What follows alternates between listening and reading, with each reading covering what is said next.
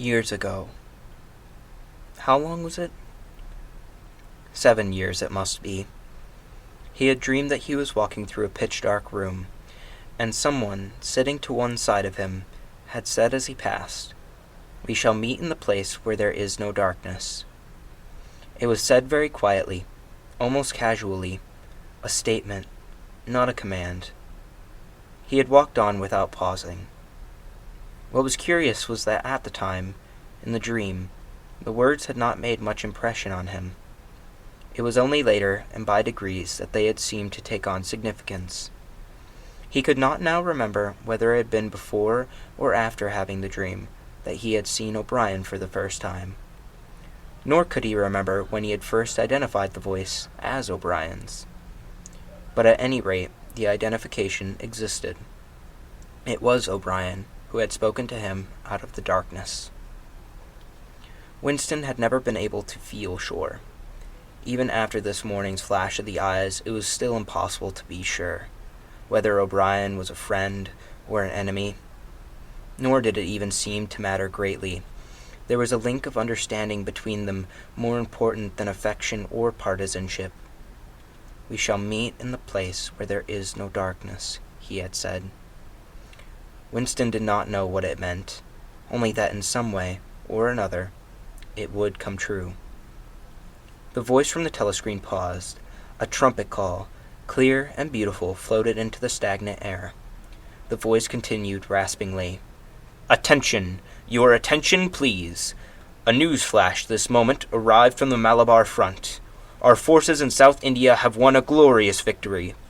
I am authorized to say that the action we are now reporting may very well bring the war within measurable distance of its end. Here is the news flash." Bad news coming, thought Winston. And sure enough, following on a gory description of the annihilation of a Eurasian army with stupendous figures of killed and prisoners, came the announcement that, as from next week, the chocolate ration would be reduced from 30 grams to 20. Winston belched again. The gin was wearing off, leaving a deflated feeling. The telescreen, perhaps to celebrate the victory, perhaps to drown the memory of the lost chocolate, crashed into Oceania, "'Tis for thee." You were supposed to stand at attention. However, in his present position, he was invisible. Oceania, "'Tis for thee," gave way to lighter music. Winston walked over the window, keeping his back to the telescreen. The day was still cold and clear. Somewhere far away a rocket bomb exploded with a dull, reverberating roar. About 20 or 30 of them a week were falling on London at present. Down in the street, the wind flapped the torn poster to and fro, and the word "Ingsoc" fitfully appeared and vanished.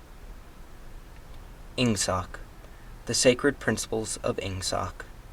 Newspeak, doublespeak, and the mutability of the past. He had felt as though he were wandering in the forests of the sea bottom, lost in a monstrous world where he himself was the monster. He was alone.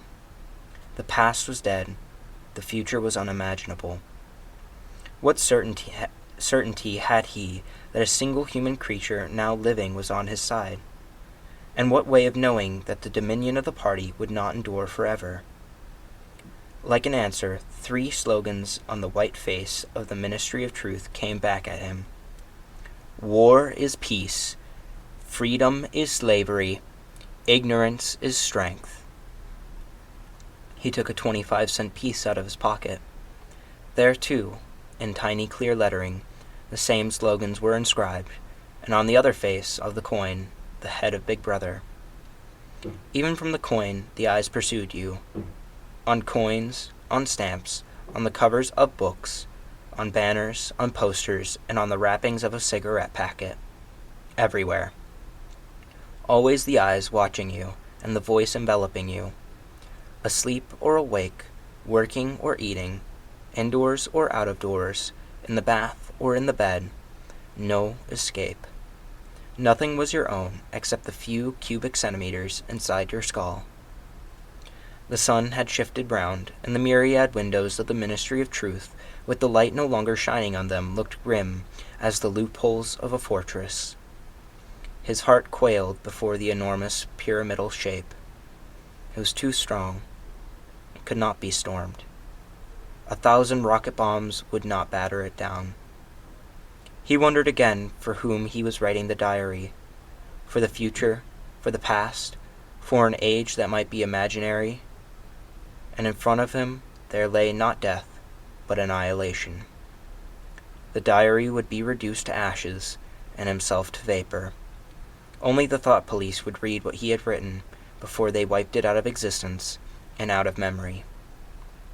How could you make appeal to the future when not a trace of you, not even an anonymous word scribbled on a piece of paper, could physically survive? The telescreen struck 14. He must leave in 10 minutes. He had to be back at work by 14:30. Curiously, the chiming of the hour seemed to have put a new heart into him. He was a lonely ghost, uttering a truth that nobody would ever hear. But so long as he uttered it, in some obscure way the continuity was not broken. It was not by making yourself heard, but by staying sane that you carried on human heritage. He went back to the table, dipped his pen, and wrote, "To the future, or to the past, to a time when thought is free, when men are different from one another and do not live alone, to a time when truth exists and what is done cannot be undone. From the age of uniformity, from the age of solitude, from the age of Big Brother, from the age of doublethink. Greetings." He was already dead, he reflected.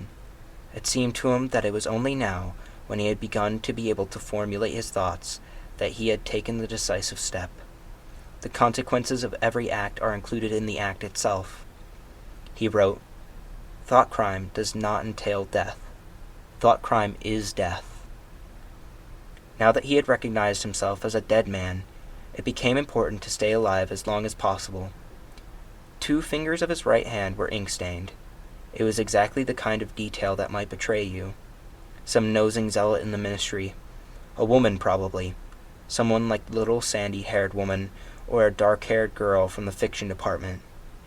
He might start wondering why he had been writing during the lunch interval, why he had been using an old-fashioned pen, what he had been writing, and then drop a hint in the appropriate quarter. He went to the bathroom and carefully scrubbed the ink away with the gritty, dark brown soap which rasps your skin like sandpaper, and was therefore well adapted for this purpose. He put the diary away in the drawer.